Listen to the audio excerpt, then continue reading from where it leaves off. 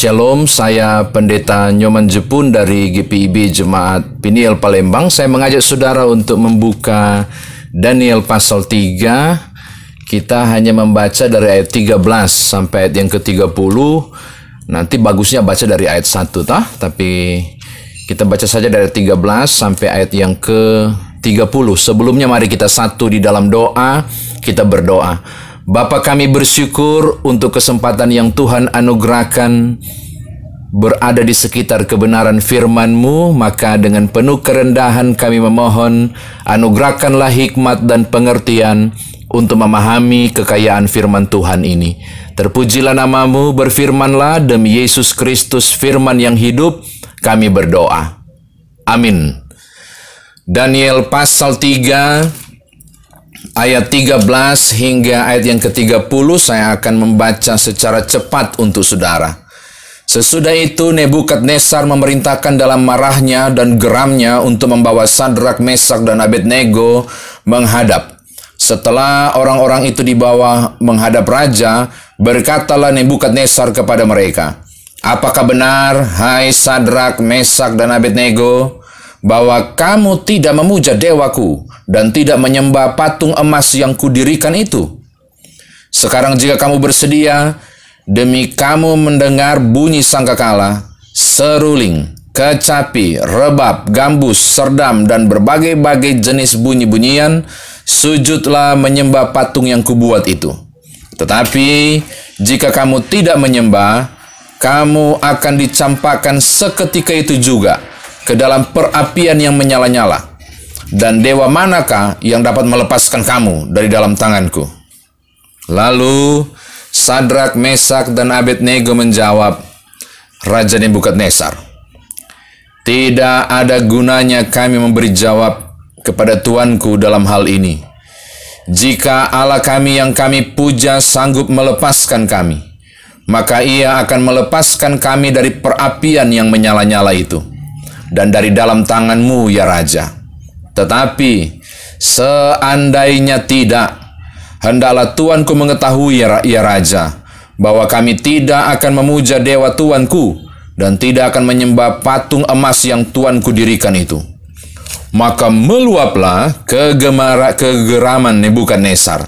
Air mukanya berubah terhadap Sadrak, Mesak, dan Abednego. Lalu diperintahkannya supaya perapian itu dibuat 7 kali lebih panas dari yang biasa. Kepada beberapa orang yang sangat kuat dari tentaranya dititahkannya untuk mengikat Sadrak, Mesak, dan Abednego dan mencampakkan mereka ke dalam perapian yang menyala-nyala itu. Lalu diikatkanlah ketiga orang itu dengan jubah, celana, topi, dan pakaian-pakaian mereka yang lain dan dicampakkan ke dalam perapian yang menyala-nyala.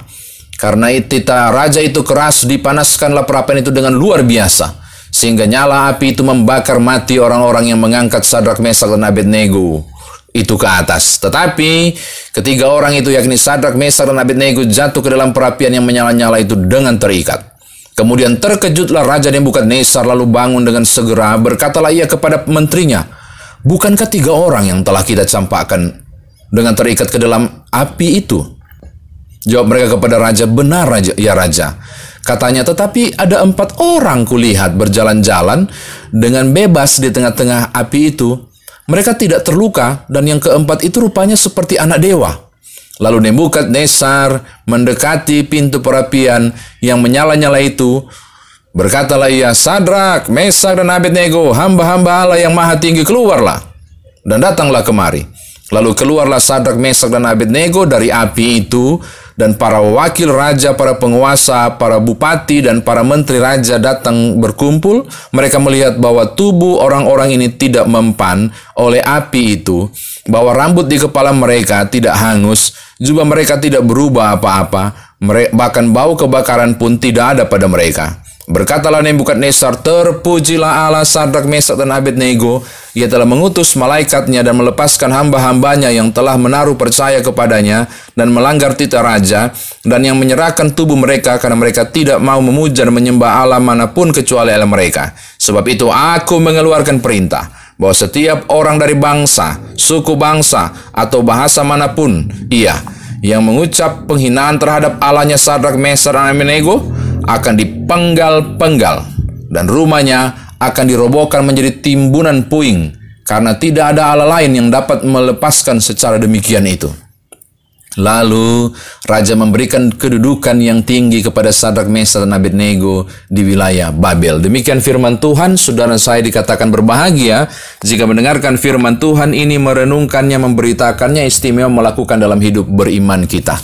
Bapak Ibu Saudara kekasih di dalam Tuhan, ada beberapa hal yang saya mau sampaikan kepada saudara. Pasti saudara mengenal tokoh ini karena terlebih kitab ini namanya Daniel. Siapakah Daniel itu? Dia dalam bahasa Ibrani berarti Allah adalah hakimku. Ia terkenal karena ketaatannya.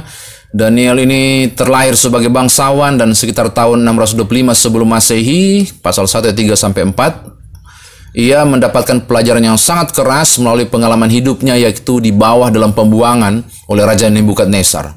Waktu itu Daniel berusia 20 tahun waktu dia dibuang. Menarik untuk disimak bahwa Daniel bersama dengan beberapa orang muda terpilih dalam rekrutmen bekerja di istana dengan sistem ikatan dinas. Kalau saudara baca itu ada di pasal 1 ayat 4 dan ayat yang kelima. Nah, Alkitab menyebut ada 4 orang Yahudi muda, orang muda yang lolos seleksi, yakni Daniel tadi yang berarti Allah adalah hakimku, yang kemudian diganti namanya menjadi Belsasar, yang berarti kiranya ibu dewa Bel melindungi raja. Lalu yang kedua ada Hananya. Hananya ini berarti yang dikasihi Tuhan. Dia disebut Sadrak, yang berarti disinari oleh dewa matahari Ba. Kemudian Misael yang berarti siapakah Allah, dia diganti namanya menjadi Mesak, yang berarti hamba dari dewa Sak. Lalu kemudian ada Asaraya yang berarti Tuhan adalah penolongku, kemudian diganti menjadi Abednego, hamba dari dewa Nego. Saya tidak mau berkisah panjang tentang 3 tokoh ini, yang pasti mereka takut Tuhan. Lalu kemudian ada strategi politis, kalau sudah mesti baca itu dari pasal 2 sampai pasal 3, berusaha menjatuhkan 4 tokoh ini. Dan kita masuk pada 3 tokoh ini, mereka berusaha dijatuhkan dengan cara membuat patung emas itu, lalu harus menyembah, dan jika tidak menyembah, dan kedapatan mereka nggak menyembah. Oke, sekarang kita lihat ayat 13 sampai yang ke-30, bagaimana percakapan itu. Raja marah. Ketika raja marah, terjadilah dialog yang menarik. Ini catatan saya yang pertama, perhatikan baik-baik hal yang luar biasa.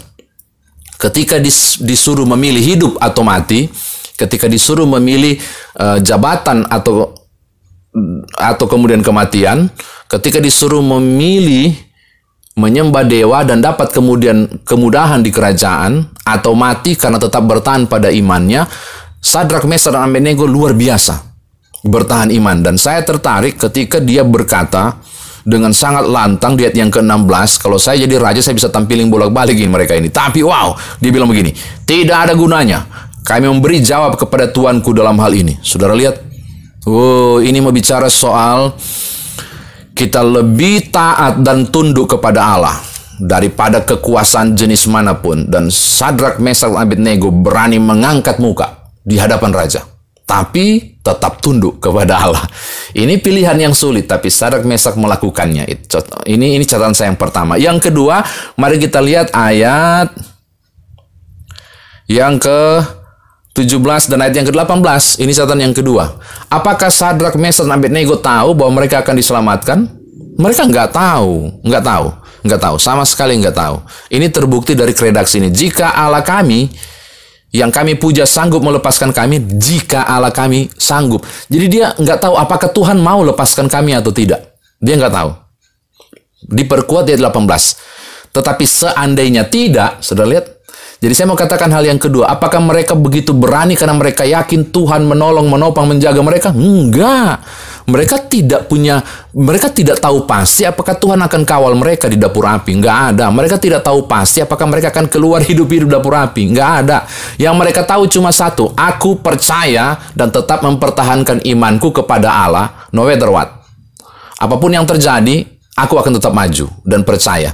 Jadi saudara lihat, ini bicara soal motivasi iman. Motivasi iman Sadrak, Mesak, dan Abednego sangat benar, bahwa mereka tetap percaya kepada Allah apapun yang terjadi.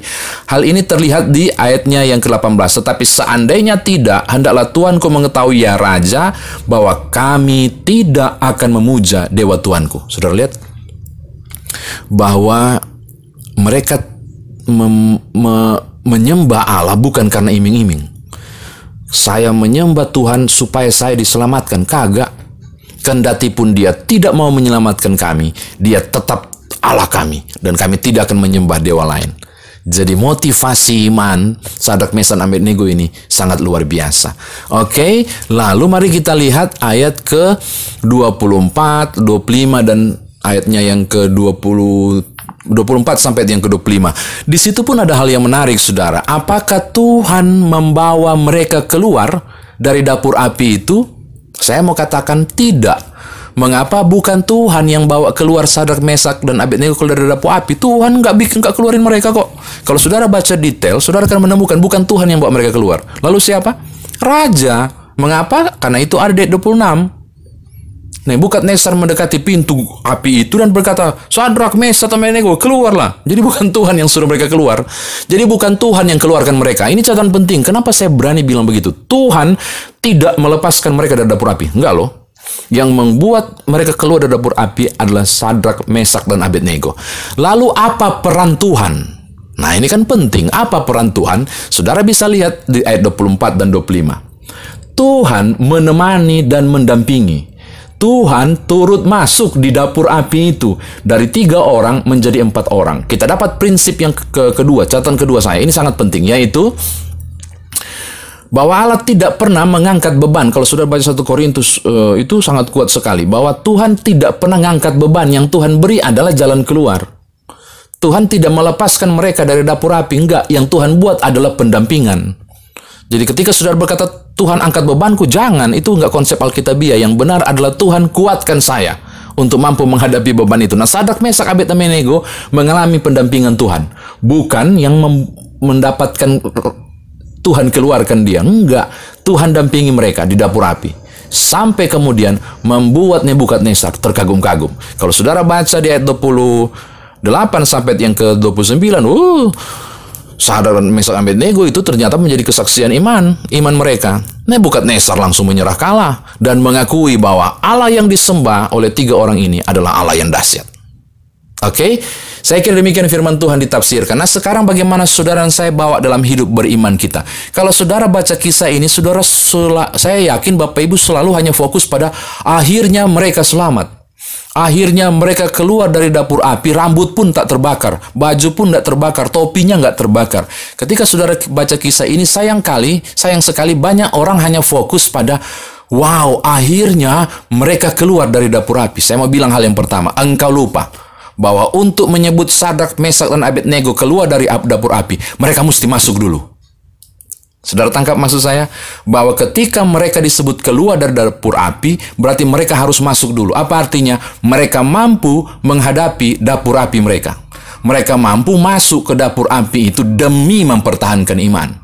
Jadi jangan hanya lihat endingnya. Saudara harus lihat prosesnya. Orang hanya disebut keluar dari dapur api kalau dia pernah masuk dapur api. Orang hanya disebut sebagai pemenang kalau dia pernah berjuang. Orang hanya disebut sebagai juara kalau dia bersedia ikut lomba. Maka saya mau katakan hal yang pertama kepada saudara. Jika engkau rindu untuk disebut sebagai pribadi yang menang dalam pergumulan, engkau harus masuk di pergumulan. Ini penting. Jika engkau merasa hidup sebagai seorang pemenang, engkau harus ikut bergulat dalam perjuangan. Karena tidak ada kemenangan tanpa peperangan.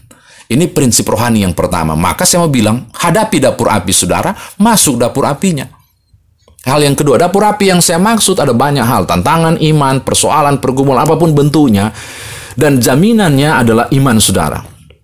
Tapi banyak orang sayang sekali percaya kepada Allah supaya ini.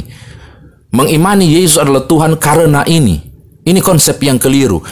Ini motivasi iman yang salah. Sadrak, Mesak, dan Abednego menggunakan prinsip yang luar biasa. Saya tetap menyembah Allah kami, walaupun dia tidak lepaskan kami. Maka saudara dan saya juga berani masuk pada titik ini. Aku mengasihi Allah. Aku aku percaya kepadanya. Walaupun hidupku tak seindah yang kubayangkan. Kan harusnya pada konsep itu. Karena banyak orang ingin percaya kepada Allah supaya diberkati. Sayang sekali kan? Banyak orang ingin percaya kepada Allah, menyembah Yesus Kristus sebagai Tuhan dan Juru Selamat karena proses jual beli, supaya dapat sesuatu, Sayang sekali, yang saya mau katakan motivasi iman saudara keliru. Apapun yang terjadi, mau susah sekalipun, penyembahan kepada Allah tetap harus dilakukan. Apapun yang terjadi, di kondisi sulit sekalipun hidup saudara, harusnya Tuhan tetap ditinggikan dan dimuliakan. Ini konsep motivasi iman yang luar biasa. Oke, ini catatan yang kedua. Yang ketiga dan yang terakhir, Bapak Ibu Saudara, di pengalaman hidup saudara apapun bentuknya, dapur api selalu akan saudara hadapi. Saya mau katakan, masuklah ke dapur api saudara. Biarlah digodok di situ. Dan lihatlah, saudara akan keluar sebagai pemenang. Sebab Tuhan tidak akan mengizinkan pencobaan-pencobaan yang saudara alami melebihi kekuatan saudara. Di saat saudara mengalami itu, Dia akan memberi jalan keluar. Salah satu jalan keluarnya adalah pendampingan dari Allah. Akhirnya, ada peluang untuk ada seruan. Keluarlah dari dapur api itu. Yang saya mau katakan menutup firman Tuhan ini, marilah tetap percaya, no matter what, apapun yang terjadi. Tuhan pasti mendampingi, dan saudara akan menemukan jalan keluar. Selamat belajar dari Sadrak, Mesak, dan Abednego. Tuhan berkati saudara. Amin. I don't know about tomorrow.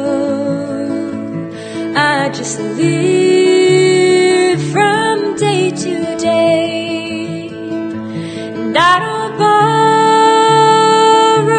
from the sunshine, for its skies may turn to gray. And I don't worry o'er the future, for I know what Jesus said. And today I'll walk beside Him, for He knows what lies ahead.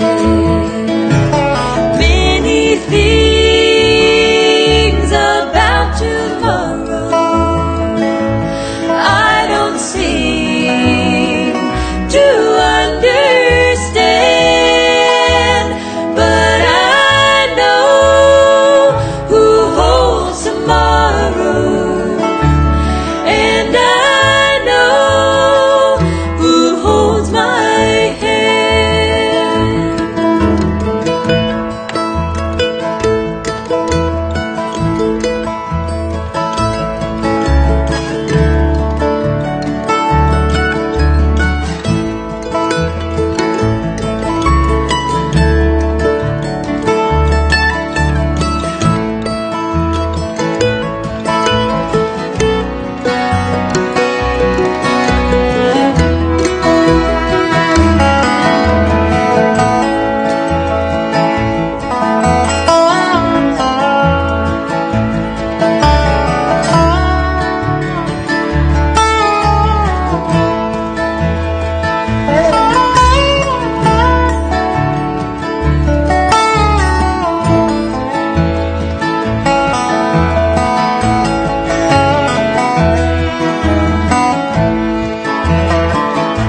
Well, every step is getting brighter as the golden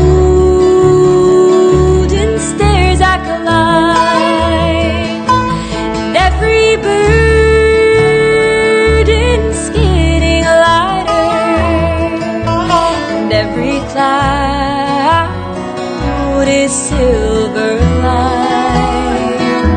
Well, there the sun is always shining, and there no tears